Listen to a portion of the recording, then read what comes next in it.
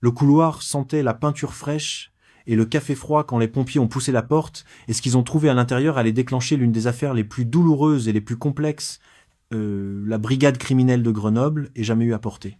Laurence Besson avait 43 ans, elle aidait les autres à reconstruire leur vie depuis 20 ans, elle ne savait pas que ça pouvait coûter la sienne. Ce soir-là, 3 enfants attendaient un appel de leur mère qui ne viendrait jamais, un mari regardait son téléphone sans comprendre pourquoi elle ne répondait plus, et dans un petit studio du quartier Championnet, une femme qui avait tout quitté par amour gisait dans le couloir de l'appartement qu'elle partageait avec l'homme qu'elle avait cru pouvoir sauver. Voici l'histoire de Laurence.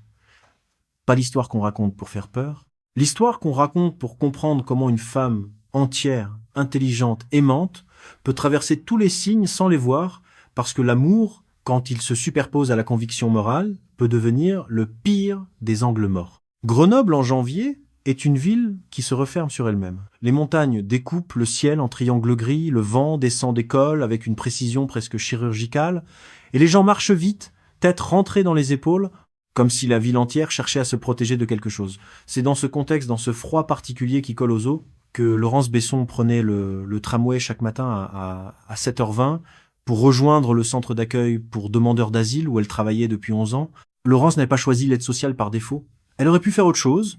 Elle avait les notes, la capacité d'abstraction, le profil pour plusieurs carrières moins épuisantes et mieux rémunérées. Mais à 22 ans, lors d'un stage dans un foyer d'urgence sociale, elle avait vu une femme arriver avec 2 enfants en bas âge et une valise en plastique fermée avec une ficelle, et quelque chose en elle s'était mis en place définitivement. Pas de la pitié. Quelque chose de plus profond et de moins confortable.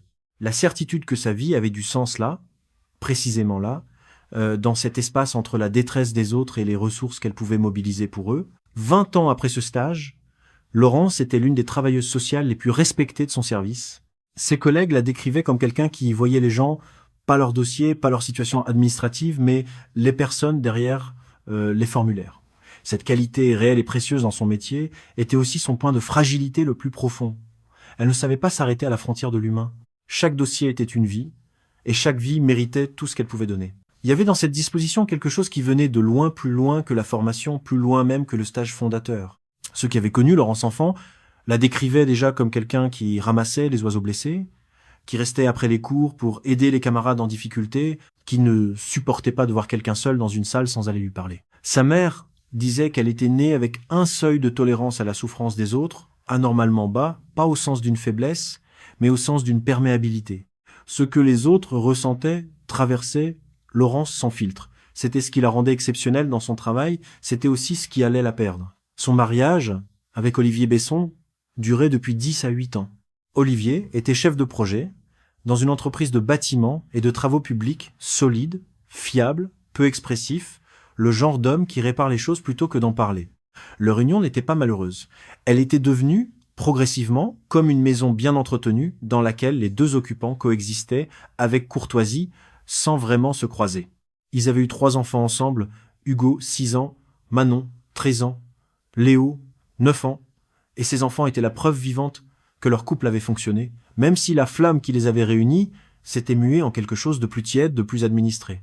Ce que personne dans l'entourage de Laurence ne mesurait vraiment pas même elle, c'est à quel point cette tiédeur conjugale avait creusé en elle un vide qu'elle comblait avec son travail. L'investissement professionnel total, les heures supplémentaires non comptées, les dossiers ramenés à la maison, tout cela n'était pas seulement de la dévotion professionnelle. C'était aussi une façon de ne pas rester immobile dans un foyer qui avait cessé de la nourrir affectivement. Laurence aimait ses enfants d'un amour intense et parfois distrait. Elle était là, présente, attentive aux grandes choses, mais souvent absente dans les petites. Ses pensées revenaient régulièrement au bureau, aux dossiers, aux personnes qu'elle accompagnait. Hugo et Manon avaient appris à interpréter les silences de leur mère comme une forme d'affection particulière. Léo, lui, réclamait parfois qu'elle revienne alors qu'elle était assise juste à côté de lui.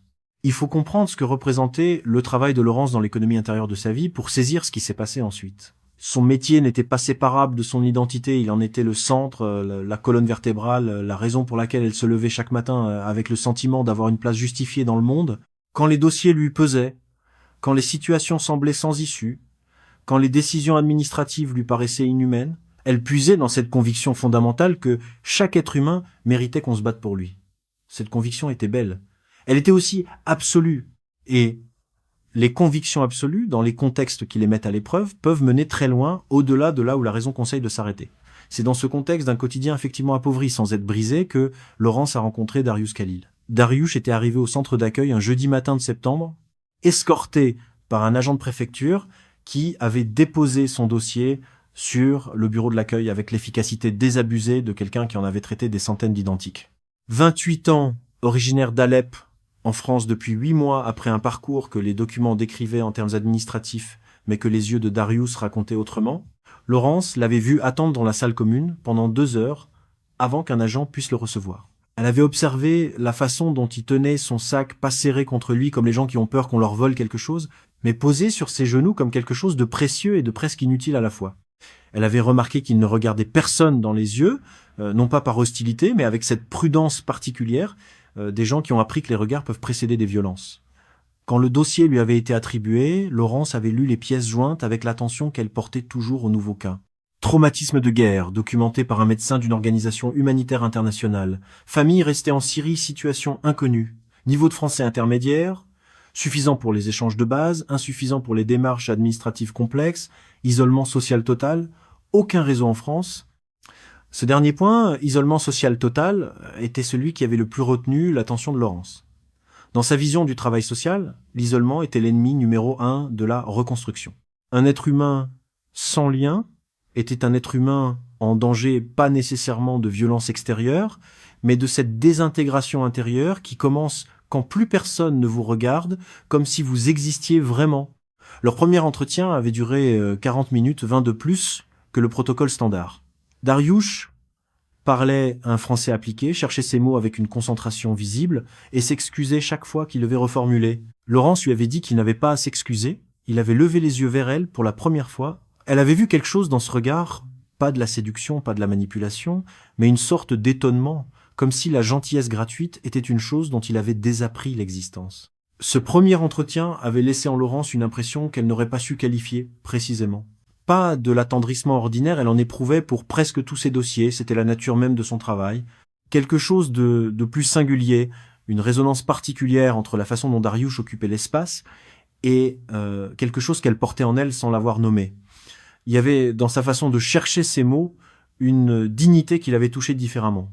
Dans sa façon de s'excuser d'exister une fragilité qui avait activé, en Laurence, quelque chose de plus personnel que professionnel. Elle ne l'avait pas reconnu ce jour-là. Elle ne le reconnaîtrait que bien plus tard, trop tard pour que ça change quoi que ce soit. Elle était rentrée chez elle ce soir-là, sans parler de lui à Olivier. Ce n'était pas inhabituel, la confidentialité de son travail l'empêchait de partager les détails des dossiers. Mais cette fois, le silence avait une texture différente. Quelque chose qu'elle n'avait pas encore nommé et qu'elle n'allait pas nommer avant plusieurs semaines. Les semaines suivantes, Laurence avait commencé à franchir, par étapes imperceptibles, la frontière que sa formation lui avait appris à maintenir. Elle avait apporté des livres de grammaire française pour l'aider à progresser plus vite. Elle avait préparé avec lui ses entretiens de préfecture en dehors des heures officielles, restant 1 heure après la fermeture du centre pour simuler les questions et corriger ses réponses. Elle lui avait donné son numéro de téléphone professionnel, ce qui était dans les clous, puis 2 semaines plus tard, son numéro personnel, ce qui ne l'était plus. Ce glissement progressif avait sa propre logique interne. Et c'est cette logique qui le rendait si difficile à identifier depuis l'extérieur. Chaque étape prise séparément semblait justifiable. Les livres de grammaire, une aide pratique qui accélérait l'intégration. Les entretiens préparatoires, un investissement professionnel supplémentaire dans un dossier complexe. Le numéro personnel, une facilité de contact dans un cas qui le nécessitait. Aucune de ces décisions, considérées isolément, n'aurait alarmé un observateur raisonnable. C'est leur accumulation, leur direction constante, leur tendance commune qui formaient un schéma que seul un regard extérieur et attentif pouvait percevoir dans sa totalité. Nadia Ferreira, sa collègue et amie la plus proche au centre, avait remarqué l'évolution avant Laurence elle-même. Nadia avait 39 ans, une franchise directe que certains trouvaient abrasive et que Laurence avait toujours appréciée précisément parce qu'elle était rare. Un soir, en partant, elle avait attendu que les autres collègues soient hors de portée pour dire simplement « Tu sais ce que tu fais avec Khalil ?» Laurence avait répondu que oui, elle savait parfaitement ce qu'elle faisait, qu'elle accompagnait un demandeur d'asile particulièrement vulnérable, dans une période critique de son parcours, et que c'était exactement pour ça qu'elle était là. Nadia n'avait pas insisté. Elles avaient 20 ans d'amitié, et elle savait reconnaître le moment où insister devenait contre-productif. Elle avait noté la conversation dans un coin de sa mémoire et elle avait continué à observer. Ce que Nadia observait semaine après semaine, c'était une transformation subtile dans la façon dont Laurence parlait de Dariush, ou plutôt dans la façon dont elle évitait d'en parler directement, ce qui était encore plus révélateur. Les mentions de son dossier avaient disparu des conversations professionnelles habituelles. Quand son nom surgissait, Laurence changeait imperceptiblement de registre quelque chose, se déposait dans sa voix, une douceur légèrement différente de celle qu'elle avait pour les autres dossiers. Il y avait aussi autre chose que Nadia observait sans encore trouver les mots pour le formuler. Laurence semblait plus vivante. Pas heureuse au sens tranquille du terme agité, plutôt habitée par quelque chose qui lui donnait une énergie nouvelle, une attention aiguisée à des détails qui lui avaient jusqu'alors échappé. Elle soignait davantage sa façon de s'habiller le matin. Elle vérifiait son téléphone plus souvent qu'avant. Il y avait dans ses gestes une légèreté nouvelle qui contrastait avec la fatigue chronique des derniers mois. Nadia savait reconnaître ces signes. Elle les avait vus chez d'autres. Elle avait espéré se tromper. De son côté, Dariush avait commencé à dépasser le cadre de leur rendez-vous officiel.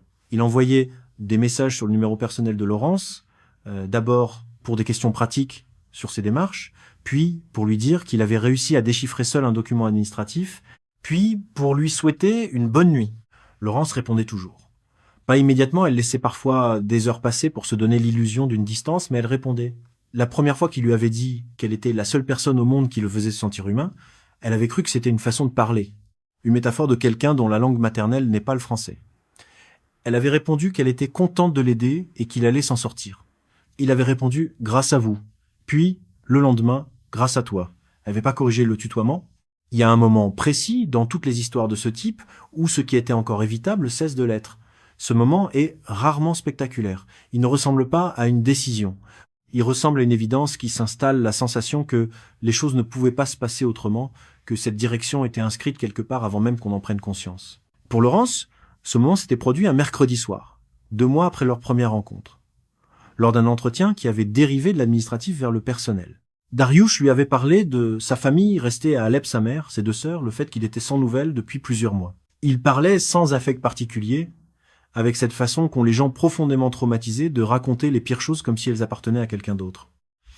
Et puis, au milieu d'une phrase, quelque chose s'était brisé dans son contrôle, juste une seconde, juste un tremblement dans la voix, et il avait posé sa main à plat sur la table comme pour s'ancrer à quelque chose de solide. Laurence avait posé sa main sur la sienne. Geste professionnel de réconfort. Geste qu'elle avait eu des centaines de fois avec des personnes en détresse. Mais la façon dont Dariush avait regardé sa main sur la sienne, puis levé les yeux vers elle, ce regard n'avait rien eu de professionnel, et Laurence n'avait pas retiré sa main. Elle était rentrée chez elle ce soir-là dans un état qu'elle n'aurait pas su nommer précisément. Pas de culpabilité, pas encore. Plutôt une forme d'éveil, une conscience aiguisée d'elle-même qu'elle n'avait pas ressentie depuis très longtemps. Olivier regardait un documentaire sur les travaux publics. Les enfants dormaient.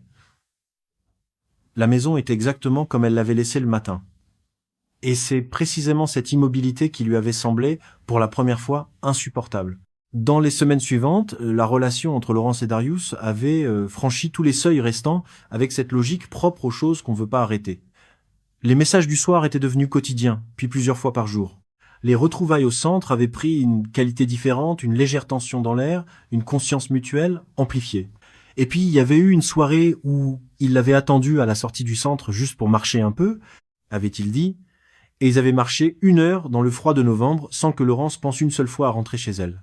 2 semaines plus tard, elle avait annoncé à Olivier qu'elle le quittait. La scène s'était passée dans la cuisine un dimanche matin, après que les enfants furent partis chez des amis. Olivier avait posé sa tasse de café et l'avait regardé avec une expression que Laurence n'avait jamais vue sur son visage. Pas de la colère, pas immédiatement, mais une sidération totale, comme si le sol s'était dérobé sous lui sans bruit. Elle lui avait dit la vérité. Pas toute la vérité d'un coup, elle avait choisi ses mots avec une précision qui ressemblait de loin à lâcheté, mais qui était au fond une tentative maladroite de protéger quelqu'un qu'elle blessait quand même entièrement. Elle lui avait dit qu'elle avait rencontré quelqu'un, qu'elle n'était plus en état de continuer à vivre une vie qui n'était plus la sienne, qu'elle ne voulait pas qu'il souffre, mais qu'elle ne voyait pas comment éviter ça. Olivier avait demandé qui, elle avait dit quelqu'un du travail, elle n'avait pas posé d'autres questions ce jour-là. Il avait attendu que les enfants rentrent, il avait préparé le repas comme tous les dimanches, et il n'avait rien dit. Ce silence d'Olivier, ce dimanche-là, puis les jours suivants n'étaient pas de l'indifférence. Ceux qu'il connaissait bien savaient qu'il ne parlait pas quand il était au bord de quelque chose de trop grand pour être contenu dans des mots. Il avait grandi dans une famille où les émotions se géraient dans l'action plutôt que dans la parole, où réparer valait mieux que se lamenter. Face à quelque chose qu'il ne pouvait pas réparer, il était devenu silencieux d'une façon qui ressemblait à de la maîtrise, mais qui était en réalité une forme d'effondrement intérieur parfaitement invisible de l'extérieur. Ses collègues de chantier remarqueraient plus tard qu'il avait commencé à arriver plus tôt le matin, pendant cette période parfois 1 heure avant les autres, seul sur le chantier encore vide, à vérifier des plans qui n'avaient pas besoin d'être vérifiés. Ce n'est que le soir, quand les enfants dormaient et que Laurence faisait sa valise dans la chambre conjugale, qu'Olivier était entré et avait dit, d'une voix très calme, « Tu sais ce que tu fais ?» Et c'était pas une question. Laurence avait répondu que oui. Il était ressorti, elle avait fini de faire sa valise. Le lendemain matin, Laurence avait pris ses affaires et s'était installée dans le studio que Darius occupait depuis son arrivée en France, un appartement de 32 mètres carrés dans le quartier Championnet, financé par le dispositif national d'accueil des demandeurs d'asile. Les murs étaient beiges, les meubles fonctionnels et anonymes, et la fenêtre de la chambre donnait sur une cour intérieure où un vélo sans roue avant attendait depuis une date indéterminée. Laurence avait regardé autour d'elle et elle avait pensé que ça lui semblait plus réel que tout ce qu'elle avait laissé derrière. Ce qu'elle ne voyait pas encore, ce qu'elle ne pouvait pas voir, depuis l'intérieur de ce qu'elle ressentait, c'est que la réalité de ce studio n'était pas du tout celle qu'elle imaginait. Le déséquilibre structurel de leur relation, que les semaines au centre avaient masqué sous la forme de rendez-vous professionnels et de messages nocturnes, allait maintenant exister à nu, sans cadre, sans horaire, sans la distance protectrice que le contexte professionnel avait involontairement maintenue. Ils allaient se retrouver enfermés dans 32 mètres carrés avec la totalité de leur fragilité respective et aucun des amortisseurs qui avaient jusqu'alors rendu la coexistence possible. Les premières semaines dans le studio avaient eu la qualité particulière des débuts amoureux tardifs, cette intensité qui vient non pas de la jeunesse mais de la conscience aiguë du prix que ça a coûté. Ils cuisinaient ensemble des plats que Darius lui apprenait à préparer, écouter de la musique, parler longtemps la nuit. Laurence découvrait des pans entiers de la personnalité de Darius que les entretiens professionnels n'avaient fait qu'effleurer une intelligence vive et analytique, un sens de l'humour discret, une tendresse physique naturelle qui contrastait avec la retenue qu'il affichait au centre. Mais elle découvrait aussi autre chose, plus progressivement, de façon moins nette. La première fois que Darius avait haussé le ton, c'était pour quelque chose d'anodin, un appel que Laurence avait reçu d'un collègue masculin un soir tard. Il avait demandé qui c'était, elle avait répondu que c'était un collègue, il avait dit, à cette heure-là, avec un ton qui n'était plus le sien. La conversation s'était terminée sans éclat, et Darius s'était excusé le lendemain avec une douceur si totale que Laurence avait mis l'épisode au compte de la fatigue et des tensions accumulées. La deuxième fois, c'était 3 jours plus tard. La troisième, 1 semaine après. Chaque fois, l'incident était suivi d'excuses sincères, d'une tendresse redoublée, d'explications que Laurence était particulièrement bien équipée pour recevoir les traumatismes de guerre, l'hyperviolence dans un environnement perçu comme instable. Elle comprenait ces mécanismes, elle les avait étudiés. Elle savait exactement comment ils fonctionnaient. Et cette compréhension, qui aurait dû la protéger, était en train de devenir la justification de tout. Ce processus, la compréhension comme aveuglement, est l'un des aspects les plus douloureux et les moins souvent évoqués dans les affaires de ce type. Les personnes les moins bien équipées pour reconnaître la violence conjugale ne sont pas toujours celles qui en savent le moins sur le sujet. Parfois, ce sont précisément celles qui en savent le plus qui peuvent nommer chaque mécanisme, expliquer chaque cycle, identifier chaque schéma chez les autres, qui sont les plus vulnérables à l'intérieur de leur propre relation. Parce que la connaissance intellectuelle ne neutralise pas la force émotionnelle de l'attachement.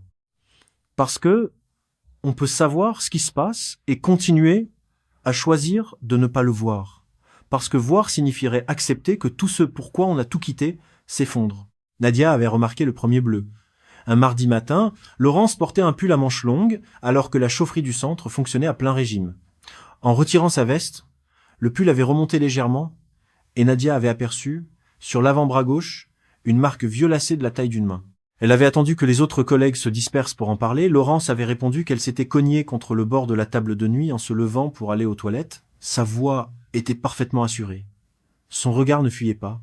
Et c'est précisément cette assurance qui avait mis Nadia mal à l'aise, parce que Laurence était quelqu'un qui rougissait quand elle mentait sur des choses sans importance, et là, elle ne rougissait pas. Elle avait appris à mentir sur ce sujet précis avec la fluidité de quelqu'un qui s'est répété la même explication suffisamment souvent pour finir par la croire à moitié elle-même. Nadia avait dit « Laurence, est-ce que tu vas bien ?» Laurence avait dit je vais très bien, merci de t'inquiéter », et elle avait changé de sujet avec une efficacité qui ne lui ressemblait pas. Nadia n'avait pas insisté. Elle le regretterait chaque jour du reste de sa vie. Ce que Nadia ne savait pas, ce qu'elle n'apprendrait que lors de l'enquête, en lisant les relevés téléphoniques de Laurence, c'est qu'entre ce déjeuner et la fin, Laurence avait cherché sur son téléphone les coordonnées d'une association d'aide aux victimes de violences conjugales. Elle avait consulté la page d'accueil. Elle n'avait pas appelé. Le dossier de navigation s'arrêtait là, à cette page consultée et refermée, à cette main tendue vers quelque chose et retirée avant d'avoir saisi quoi que ce soit. Pendant ce temps, Olivier Besson gérait seul ce que leur famille était devenue. Il se levait à 6 heures pour préparer le petit déjeuner de 3 enfants, dont 2 traversaient la crise d'adolescence en plein effondrement familial. Il déposait Léo à l'école avant de rejoindre son chantier. Il récupérait Manon au collège, s'assurait qu'Hugo faisait ses devoirs, inventait des réponses aux questions de Léo sur pourquoi maman n'habitait plus là. Ce que les enfants vivaient pendant ces semaines n'a jamais été raconté publiquement dans le détail, et c'est une décision qu'Olivier a prise très tôt, délibérément, pour les protéger. Mais les bribes qui ont émergé lors du suivi psychologique ultérieur donnent une idée de la façon dont chacun traitait l'absence de Laurence selon sa propre façon d'être au monde. Hugo construisait des théories, des explications logiques, des cadres d'analyse, comme si comprendre les raisons du départ de sa mère pouvait le rendre moins réel. Manon s'était mise à ranger compulsivement sa chambre, à organiser ce qui était organisable dans un quotidien qui ne l'était plus. Et Léo demandait simplement, à intervalles réguliers, quand maman rentrait une question à laquelle Olivier répondait chaque fois différemment, cherchant la formulation qui blesserait le moins un enfant de 9 ans sans lui mentir. Laurence appelait régulièrement, d'abord tous les jours, puis tous les 2 jours, puis selon un rythme moins prévisible. Olivier répondait toujours. Il parlait des enfants, des rendez-vous médicaux, des problèmes scolaires de Manon qui avait décroché depuis le départ de sa mère. Ces conversations étaient cordiales, fonctionnelles et absolument dévastées de tout ce qui n'était pas dit. Il y avait eu des signaux, pourtant, que même Olivier, qui n'était pas formé pour les reconnaître, avait commencé à percevoir. La voix de Laurence au téléphone avait changé de texture. Elle était plus tendue, plus vigilante, avec ces silences soudains qui pouvaient signifier qu'elle vérifiait si quelqu'un l'écoutait. Elle parlait plus vite qu'avant, terminait ses phrases sans les achever, changeait de sujet avec des transitions abruptes.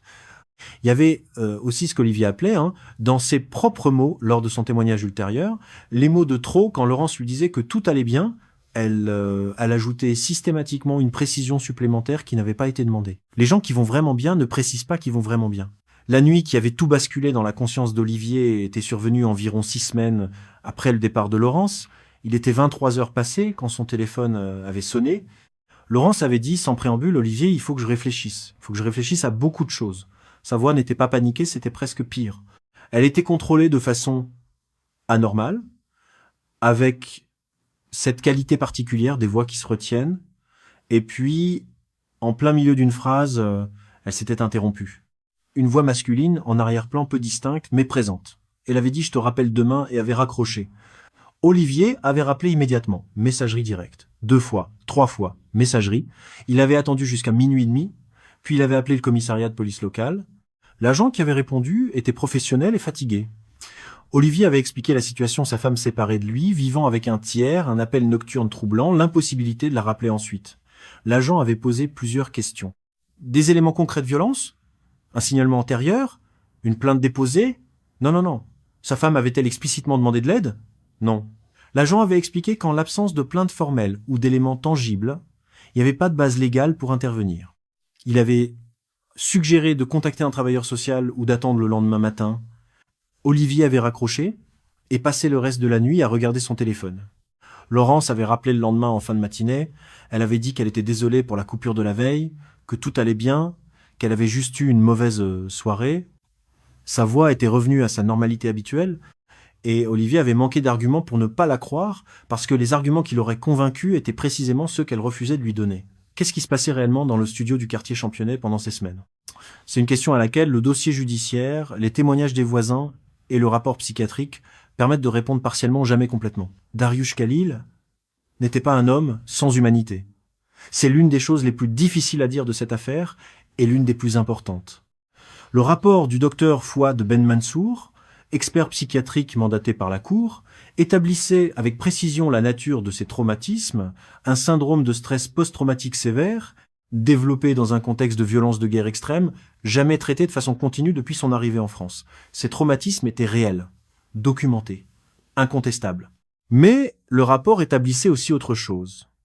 Il décrivait la façon dont ce syndrome, combiné à des schémas de domination masculine appris et intégrés dans un contexte culturel spécifique, produisait chez Dariush une réaction particulière à l'anxiété d'abandon. Quand il percevait une menace sur sa relation avec Laurence réelle ou imaginait quelque chose, on lui basculait dans un état que le docteur Ben Mansour décrivait comme une hyperactivation défensive, un état où la peur de perdre se transformait en besoin de contrôle absolu et où ce besoin de contrôle pouvait dépasser les limites de ce qu'il était capable de maîtriser consciemment.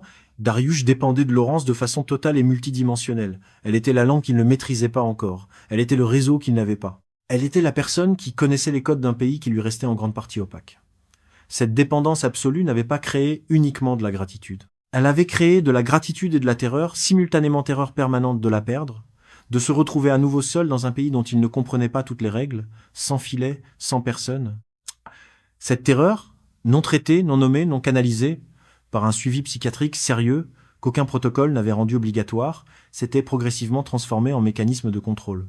Ce qu'il ne pouvait pas obtenir par la sécurité, il cherchait à l'obtenir par la surveillance. Ce qu'il ne pouvait pas construire par la confiance, il tentait de le préserver par l'emprise. Le docteur Ben Mansour avait insisté, dans son rapport, sur un point que les médias avaient largement sous-traité au profit des aspects plus spectaculaires du procès. Les traumatismes de guerre non soignés ne produisent pas des monstres. Ils produisent des êtres humains dont les systèmes internes de régulation émotionnelle ont été endommagés par des expériences pour lesquelles aucun cerveau humain n'est constitué. Ces personnes ne choisissent pas de basculer. Elles basculent parce que les mécanismes qui devraient les en empêcher ont été détruits bien avant qu'elles arrivent dans la situation qui va tout faire exploser. Ce constat n'absolait pas Dariush. Il expliquait comment un homme qui n'était pas un prédateur froid avait pu faire ce qu'il avait fait. Et cette distinction, aussi inconfortable soit-elle à maintenir, était au cœur de tout ce que le procès avait tenté de démêler. La violence s'était installée par paliers si progressifs que l'escalade elle-même était invisible de l'intérieur. Une main serrée trop fort, un mot dit avec une brutalité qui n'était pas habituelle, une porte claquée de façon à frôler sans toucher. Chaque épisode était isolé, suivi d'une période de calme et de tendresse, et Laurence appliquait sa science aux autres dossiers mais était incapable de l'appliquer à sa propre situation.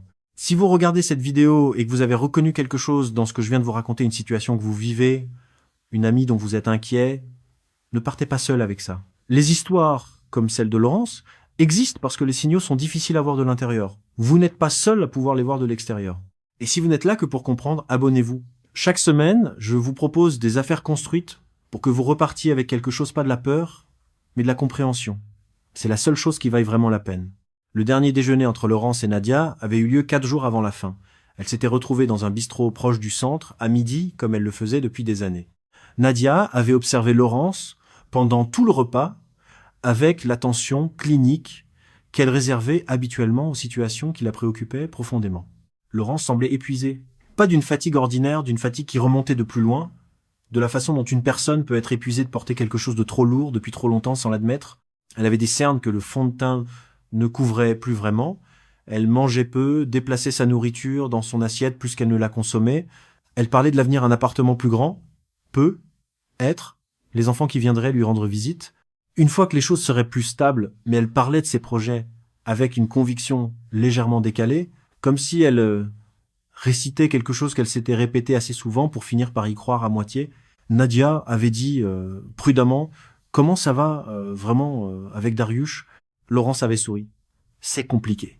Mais tout ce qui vaut quelque chose est compliqué. » C'était une réponse de quelqu'un qui avait choisi son camp et ne voulait pas en bouger. Nadia le savait. Elle avait fini son café sans poser d'autres questions. Ce qui l'a hantée, après ce qui continuait de la hanter des années plus tard, c'est qu'elle avait su lors de ce déjeuner. Pas avec des preuves, pas avec des mots clairs, mais avec cette certitude viscérale que quelqu'un qui connaît quelqu'un depuis 20 ans ne peut pas feindre d'ignorer. Elle avait su. Et elle avait choisi de respecter le silence de Laurence parce que c'était la façon la moins douloureuse de quitter ce bistrot ce jour-là. Elle se demandait toujours si l'amitié véritable n'aurait pas dû être précisément l'opposé plus douloureuse à vivre dans l'instant, mais peut être capable de changer quelque chose. Elle s'était séparée sur le trottoir, Laurence avait serré Nadia dans ses bras un peu plus longtemps qu'à l'habitude, puis elle avait remonté la rue en direction du tramway sans se retourner. La dispute finale avait été précédée d'une décision que Laurence avait prise seule, sans en parler à Darius au préalable. Elle avait appelé Olivier pour lui dire qu'elle voulait modifier les modalités de garde, que Hugo, Manon et Léo viendraient passer le week-end suivant chez elle, dans le studio, pour que les choses deviennent plus concrètes, plus régulières. C'était une décision raisonnable. La décision d'une mère qui essayait de maintenir un lien avec ses enfants dans une situation familiale brisée. Mais c'est cette décision que Darius avait mal vécue, non pas parce qu'il ne voulait pas des enfants de Laurence, mais parce que ce qu'il entendait dans cette décision n'était pas ce qu'elle exprimait. Il n'entendait pas « je veux voir mes enfants ». Il entendait « je prépare ma sortie ». Il n'entendait pas les choses s'organiser, il entendait « tu vas perdre ta place ». Les traumatismes de guerre non traités peuvent déformer la lecture du quotidien avec une précision cruelle, transformer une décision parentale ordinaire en signal d'abandon imminent, une visite d'enfant en preuve que l'autre a déjà recommencé à vivre sans vous. Quand Laurence lui avait annoncé, il avait d'abord répondu avec ce silence particulier qu'elle avait appris à reconnaître, celui qui précédait quelque chose de difficile. Puis il avait commencé à parler, d'abord calmement, puis avec une intensité croissante. Des voix que les voisins entendaient sans distinguer les mots qui montaient, qui descendaient, qui s'interrompaient, qui reprenaient. Les témoignages des voisins lors de l'enquête étaient précis sur un point. La dispute avait duré environ 3 heures. Elle avait commencé en début de soirée. Elle avait pris de l'ampleur progressivement. Et puis, à 23h47, l'un des voisins du palier avait entendu un bruit sourd, différent, pas une porte, pas un objet renversé, quelque chose d'autre, suivi d'un silence absolu qui contrastait avec les heures précédentes. Le voisin avait attendu quelques minutes. Le silence avait persisté. Il avait appelé le 15. Les pompiers étaient arrivés les premiers. La porte n'était pas verrouillée. Ils avaient trouvé Laurence dans le couloir de l'appartement. Darius était dans la cuisine, dos au mur, genoux remontés contre la poitrine, dans une posture que l'un des pompiers décrirait plus tard comme quelqu'un qui s'était effondré à l'intérieur de lui-même. Quand la brigade criminelle était arrivée, le commandant Isabelle Roux avait pris la scène en charge avec la méthode qui la caractérisait, une lenteur délibérée, une attention aux détails qui n'excluait rien. Elle avait 49 ans, 20 ans de crimes violents, et elle avait appris depuis longtemps que les scènes les plus simples d'apparence étaient souvent les plus complexes à démêler. Darius avait été placé en garde à vue. Il n'avait rien dit pendant les 6 premières heures, pas par stratégie, les enquêteurs en étaient convaincus, mais parce qu'il semblait véritablement absent dans un état de dissociation que le médecin de garde avait noté dans son rapport initial. C'était à la 7e heure, face au commandant Roux, qui attendait simplement dans le silence de la salle d'interrogatoire, que quelque chose s'était déplacé. Darius avait commencé à parler en arabe des phrases fragmentées, sans continuité narrative. Puis en français, avec des mots qui ne formaient pas toujours des phrases complètes. Et puis il avait pleuré d'une façon qui avait troublé toute l'équipe présente, non pas des larmes stratégiques, mais quelque chose qui ressemblait à un effondrement total, sans mise en scène. Quelque chose de plus brut et de plus difficile à porter pour les témoins que la froideur aurait été. L'enquête avait reconstitué chaque étape avec une précision documentaire qui rendait chaque moment encore plus douloureux à lire dans le dossier. Les messages échangés sur des semaines, les témoignages de Nadia sur l'évolution physique et comportementale de Laurence, le témoignage d'Olivier sur l'appel nocturne devenu pièce centrale de l'accusation parce qu'il établissait que Laurence elle-même avait perçu quelque chose d'assez grave pour appeler son ancien mari à 11h du soir et qu'ensuite quelqu'un était entré dans la pièce et qu'elle avait raccroché. L'appel d'Olivier au commissariat classé sans suite faute de plainte formelle avait fait l'objet d'une enquête interne. Le fonctionnaire concerné avait appliqué le protocole en vigueur. Le protocole en vigueur était insuffisant.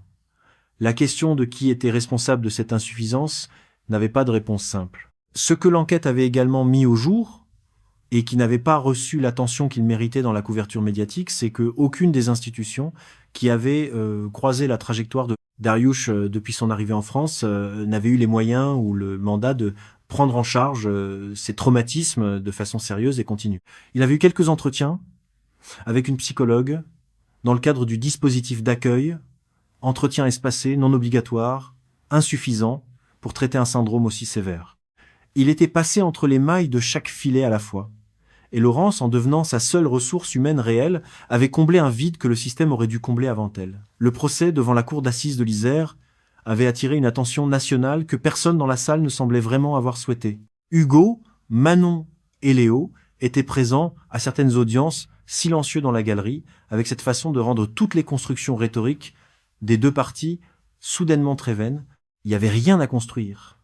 Face à Léo, qui regardait la salle, sans comprendre ce qui s'y jouait, face à Manon dont le visage était devenu une maîtrise parfaite de l'expression, face à Hugo qui prenait des notes dans un carnet parce que c'était la seule façon qu'il avait trouvé de transformer la douleur en quelque chose de supportable. Maître Cécile Vantard, avocate de la défense, avait plaidé l'irresponsabilité partielle avec une rigueur intellectuelle qui avait forcé l'admiration même de ceux qui n'étaient pas d'accord avec elle. Elle n'excusait pas l'acte. Elle demandait que le cadre dans lequel il s'était produit soit pris en compte dans la mesure de la responsabilité. La controverse avait été nationale et immédiate, 2 tribunes contradictoires dans le même quotidien la même semaine, des associations de victimes d'un côté, des psychiatres spécialisés de l'autre, et entre les deux, une question sans réponse simple sur la frontière entre expliquer et excuser. Le verdict avait reconnu l'atténuation des responsabilités sans l'exonération. Darius Khalil avait été condamné à 20 ans de réclusion criminelle avec obligation de soins psychiatriques intensifs. Sa demande d'asile avait été définitivement rejetée. Dans la salle, Léo avait demandé à voix basse à son père si c'était fini maintenant. Olivier lui avait dit que oui, d'une certaine façon. C'était pas tout à fait vrai. Le centre d'accueil avait révisé ses protocoles.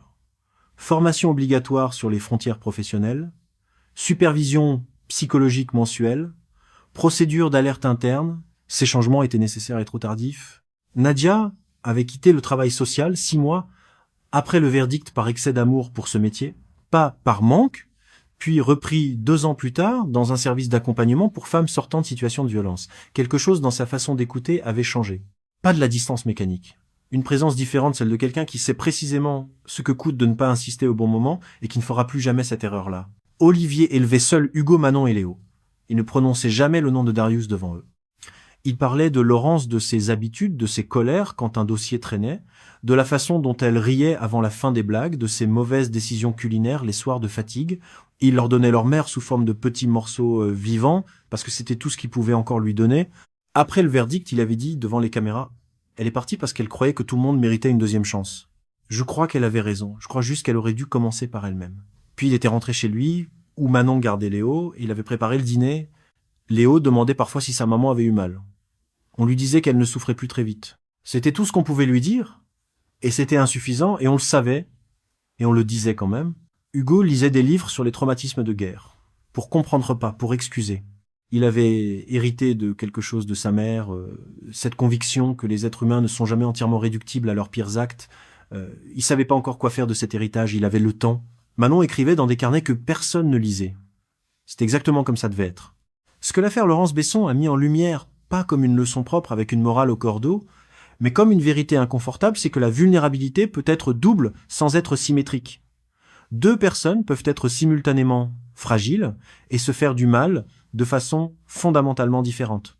Le traumatisme peut être réel et ne pas être une excuse. La compassion peut être sincère et être mortelle. Ce que les protocoles n'avaient pas prévu, c'est que les travailleurs sociaux les plus engagés sont précisément les plus exposés à ce type de dérive, pas par faiblesse. Par excès d'une qualité qui, dans d'autres contextes, est leur plus grande force, il faudrait, pour les protéger, non pas les former à ressentir moins, ce serait les former à être moins bons dans leur travail, mais les entourer de structures qui détectent l'excès avant qu'il devienne irréversible. Ce que la procédure policière n'avait pas su faire, c'est prendre au sérieux un appel nocturne d'un mari inquiet sans plainte formelle. Cette absence d'outils coûte des vies concrètes dont les noms finissent dans des dossiers judiciaires. Des noms comme celui de Laurence. Le commandant Isabelle avait dit après le verdict « Je refuse la simplification ». Laurence n'est pas morte parce qu'elle a aidé un réfugié. Elle est morte parce qu'elle n'a pas pu s'aider elle-même. Et Darius n'a pas tué parce qu'il est syrien, il a tué parce qu'il était brisé et non soigné. Ces 2 réalités méritent d'être dites ensemble. Laurence Besson avait 43 ans. Elle croyait qu'aucun parcours n'était définitivement perdu. Cette conviction était ce qui faisait d'elle quelqu'un d'exceptionnel. Elle était aussi ce qui l'a empêché de voir dans la situation qui était devenue la sienne, les mêmes signes qu'elle aurait identifiés immédiatement dans le dossier d'une autre. Grenoble continue. Les montagnes découpent toujours le ciel en triangles gris. Le tramway de 7h20 part toujours à l'heure. Et quelque part dans le quartier Championnet, un studio de 32 mètres carrés a été reloué à d'autres locataires qui ne savent pas ce qui s'y est passé. Les histoires comme celle de Laurence méritent d'être racontées complètement. Pour que ceux qui lisent les signes de loin, un ami inquiet, une collègue qui observe, un conjoint qui entend dans une voix quelque chose que les mots ne disent pas, sache que ces signes valent la peine d'être pris au sérieux. Même sans certitude absolue. Même quand la personne dit que tout va bien, avec l'assurance de quelqu'un qui s'en est convaincu. Même quand insister semble inconfortable, intrusif, excessif, insister peut sauver une vie. Ne pas insister peut avoir le même poids que le reste. Laurence méritait que quelqu'un insiste. Elle méritait un protocole qui existait déjà. Elle méritait une nuit de plus.